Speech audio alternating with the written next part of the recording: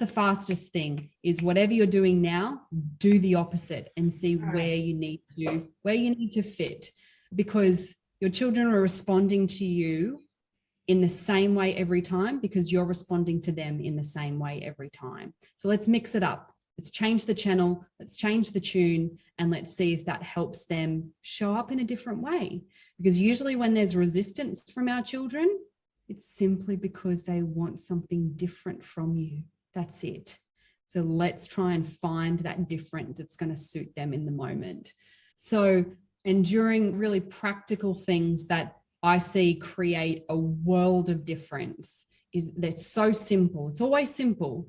So in the moments where our children are heightened, and this is still the case for teens, so whatever age your children are, is when those emotions are heightened, when we've got crying or we've got yelling, or maybe we've got mean words being said, any of that, we actually need to stop talking. We need to reduce language as adults. We love talking and we love trying to convince children that, no, everything's going to be okay. Or, no, remember yesterday when we did this and you loved it? Or, oh yeah, but don't worry because I'll give you this afterwards. Or it's not that bad. It's going to be okay. We're always trying to convince them out of it. We're trying to persuade them out of it with our words. And maybe it's that you're bringing in discipline, or maybe it's you're bringing in, I've got this chocolate, or no, but remember when we did it yesterday, you decided that you didn't want to do it anyway. We're always thinking, I'll change their mind. And this just further escalates children. Why? I ask you as an adult, right, who has at least had a partner in the past, or husband, wife now, whatever the case may be, or you're listening, or you're talking to your mum, or you're talking to a friend, when you're feeling really upset and you're feeling so overwhelmed and you're sharing everything, and maybe you are crying, and you have the other person in your space and they say, oh, don't worry too much about it. It's not really a big deal. It's going to be all over tomorrow. What happens? You shut down and nothing gets resolved. Nothing. It might bubble up to something worse. You might actually become frustrated with that person and go, what the hell would you know? Or we get angry and frustrated. And that's because we haven't felt seen, heard, or understood in that moment. And that's all children are requiring from us. So limit language, reduce any persuasion, and simply just listen and be present. That's it. And get curious. That's it. They just want to express it. It just needs to come out like a valve. Just let the valve out and don't try and change the situation. If there's a teaching moment, and if there is, because there certainly doesn't need to be a teaching moment every time.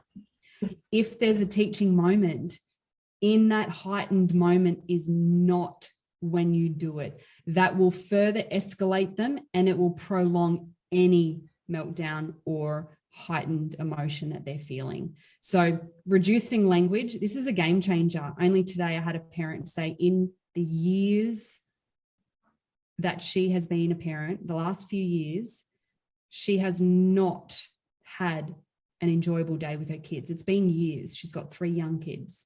And in simply reducing her language and allowing her one particular child to express his emotions, it goes, and then everything can go back to harmony again. And she now has had 2 weekends where she has enjoyed being with her children, and there hasn't been as many arguments with the brothers. So 2 weekends now out of years, and that's just by reducing our language. They don't need our language. They don't need it. They just need to know that we've seen them, we've heard them, and we've understood them, even though it's probably going to be really illogical. Do not seek logic. Do not seek it. So that's probably the most simple tips and advice that I can give to create those changes right now, very simply. I really love that. I have implemented quite a bit of the things that you have taught me, which is awesome. And I can see the results. Like when I came to you, my then 15-year-old was being quite 15, and I was like, I've got to fix this. And then he came out the other side, and look, the last year has been particularly rough, but in terms of his behavior and how he's responded, he's actually been really great to be with since then. And One thing I've noticed recently is he really loves anime, and I don't like it at all.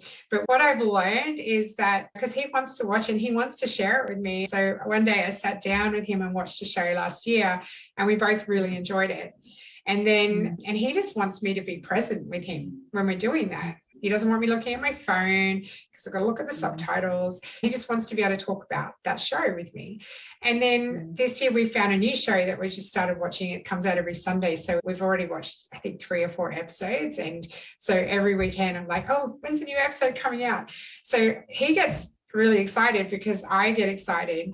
And we can actually share that experience, even though it's not something I would normally be into. But because he's so into it, it makes for a really lovely connection point for us both.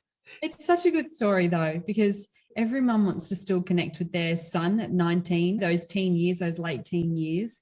And I love how you've just made it that it's something that was important to him. And really, you just got out of your own way and you were like, yeah, righto, I'll do it with you, mate.